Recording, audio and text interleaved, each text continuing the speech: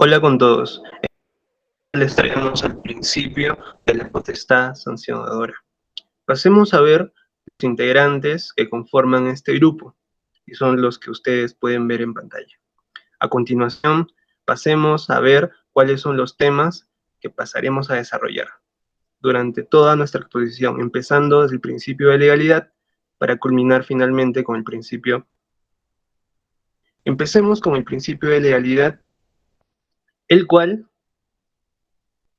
es un principio reconocido en la Constitución, en su artículo número 2, inciso 24, por el cual toda persona no puede ser un acto u omisión sin antes no haber una norma típica que esté escrita y que reconozca dicha infracción. En este caso, todo solo por norma con rango de ley, caberá pues atribuir a las entidades la potestad de sancionar y sus consiguientes consecuencias administrativas que puedan surgir de estas. Recordemos que en ningún caso se habilitará a disponer la privación de la libertad. Pasemos pues al segundo principio. Con lo que respecta al principio del debido procedimiento, supone en primer término que todos los administrados tienen derecho a la existencia de un procedimiento administrativo previo a la producción de las decisiones administrativas que se les conciernan. Y además existe una diferenciación entre la autoridad que conduce la fase instructora y la autoridad que decide la aplicación de la sanción. Esto no va a involucrar la creación de dos procedimientos distintos, sino que se trata de un solo procedimiento sancionador dividido en dos fases diferenciadas, una fase instructiva y una fase sancionadora. Veamos el siguiente principio. Sobre el principio de razonabilidad. En este principio, las autoridades deben prever que la comisión de la conducta sancionable no resulte más ventajosa para el infractor que cumplir con las normas infringidas o asumir la sanción. Además, las sanciones a ser aplicadas deben ser proporcionales a la infracción, observando los criterios del beneficio ilícito, la probabilidad de detección, la gravedad del daño al interés público o bien jurídico protegido, el perjuicio económico, la reincidencia, las circunstancias y la intencionalidad. Como ejemplo, podemos mencionar a la apertura de un local sin licencia de funcionamiento, realizada una inspección, se impone una multa de 500 soles por mes hasta que no obtenga la licencia. Sin embargo, el propietario obtiene ingresos mensuales de 20.000 soles, lo que aperturar un local sin licencia le resulta más ventajoso que obtener la licencia de funcionamiento, ya que al asumir la sanción obtiene una ventaja de 19.500 soles. Pasemos al siguiente principio. Principio de tipicidad. Este principio significa que solo constituirán conductas sancionables administrativamente las infracciones previstas expresamente en normas con rango de ley mediante su tipificación como tales. Esto se da sin admitir interpretación extensiva o analogía. A través de la tipificación de infracciones, no se puede imponer a los administrados el cumplimiento de obligaciones que no estén previstas previamente en una norma legal o en una norma reglamentaria, según sea lo que corresponda. Continuemos con el siguiente principio. Principio de irretroactividad. De acuerdo con este principio, las disposiciones sancionadoras son vigentes en el momento de incurrir el administrado en la conducta sancionada, salvo que las posteriores le sean más favorables. Las disposiciones sancionadoras producen efecto retroactivo en cuanto favorezcan al presunto infractor o al infractor, tanto en lo referido a la tipificación de la infracción como a la sanción y sus plazos de prescripción, incluso respecto de las sanciones en ejecución al entrar en vigor la nueva disposición. Pasemos al siguiente principio.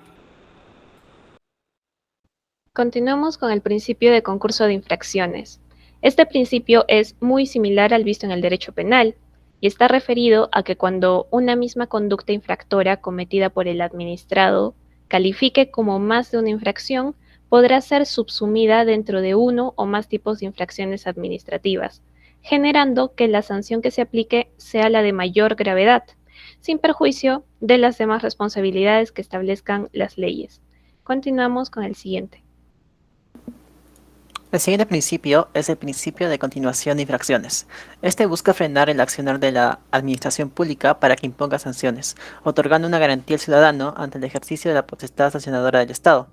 Ello se materializa cuando se han cometido infracciones de manera continua, de tal manera que el administrado obtiene una protección al existir la imposibilidad de la administración de aplicar sanciones siempre que previamente se haya detectado la comisión de la misma y se haya verificado que el infractor ya no comete dicha infracción. ¿Será aplicable este principio a todo tipo de infracciones que imponga la administración pública?